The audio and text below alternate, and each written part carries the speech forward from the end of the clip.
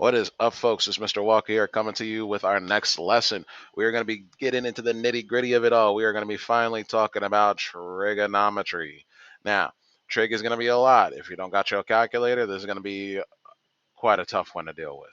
All right, before we dig into what trigonometry is, we got to first talk about right triangles and how it's going to play into it. So, let's talk about it. All right, digging into right triangles, it's important for us to be able to look at the parts of it because the parts of this are going to be the main things that we use with our trig formulas. So we got to talk about how to label the sides of this right triangle. So labeling the sides of a right triangle depends on which acute angle is used as the reference angle. Remember, in a right triangle, we have a right angle and two acute angles. Okay. Now, the Greek letter theta is used to label this angle. So, depending on which angle we're looking at, we got two angles up here. We got A that we could be looking from. We also can be looking from down here at C. Now, based off of our reference angles, we can label two things. One is the opposite side. The next up is the adjacent side. Now, your opposite side is always going to be the side that does not touch theta, that does not touch your reference angle. The adjacent side is always the side that touches theta that is not the hypotenuse. Remember, the hypotenuse is the side that's across from the right angle or does not touch it. So, adjacent is always touching the angle, opposite is not touching.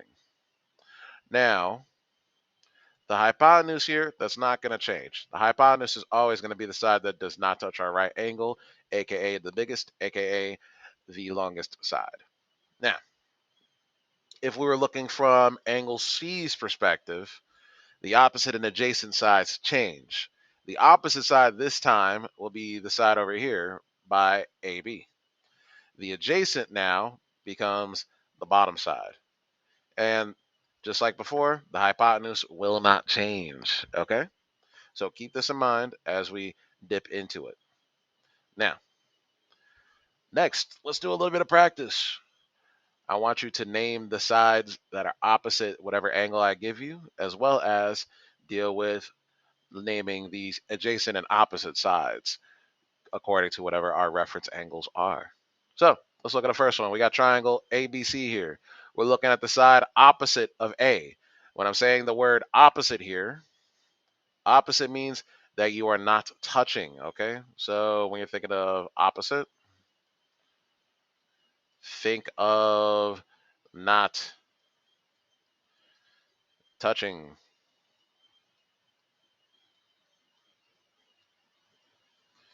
There's a lot to write out. Boom, bang. All right, so A, the side that is opposite angle A would be side BC. If you look at BC, BC is the only side on that triangle that does not touch our angle A. So BC is our opposite side. Likewise, we're looking for another side, but this time we're changing up our next one. Next one we're looking at is from angle B.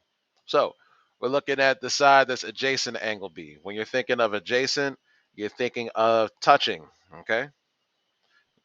So adjacent to angle B would be BC. Another thing to notice with the adjacent side, it will include that angle that we're looking at with its name, okay? Now, next one, we got 3 and 4. It's asking for what is the reference angle? What's the adjacent side? What is the opposite side? Your reference angle is usually going to be denoted with this little symbol here. It looks like a 0 with a line through it. That is what we call theta.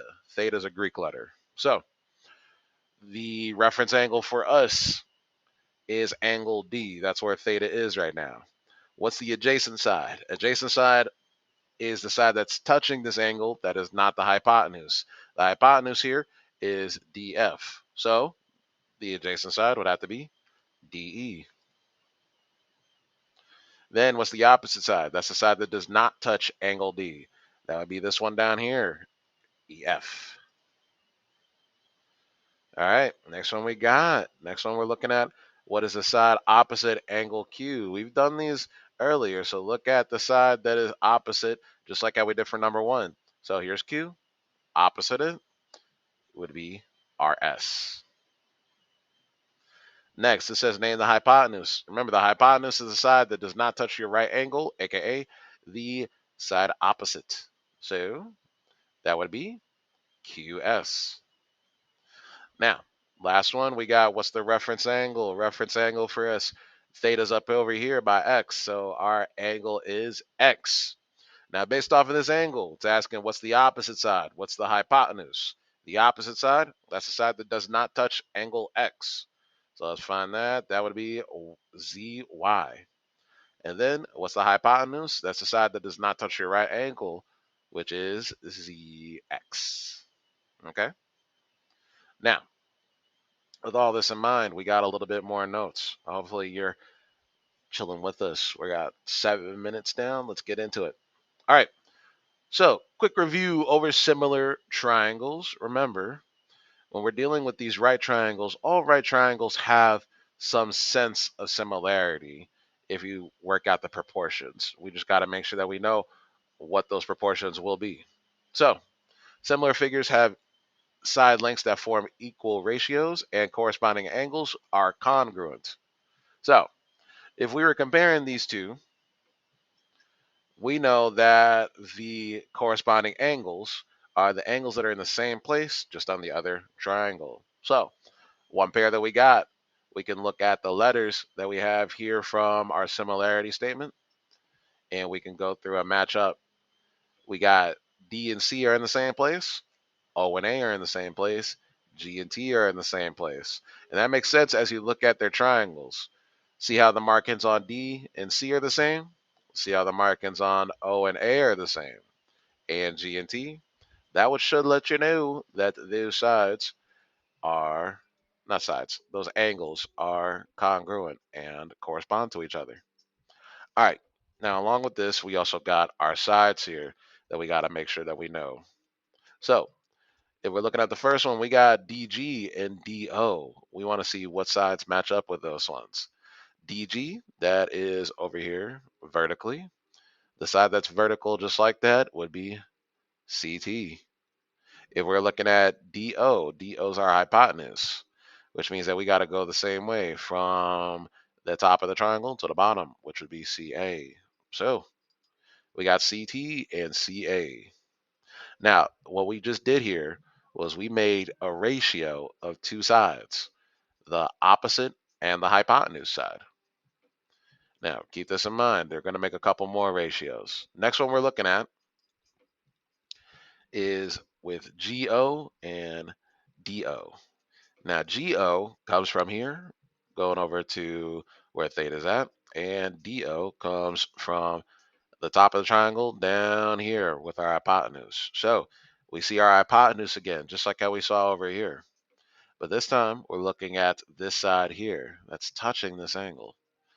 Now, likewise, we're looking at the hypotenuse, which is CA. That's going to match up with DO, just like how we did before, which means that our other one would be TA or AT.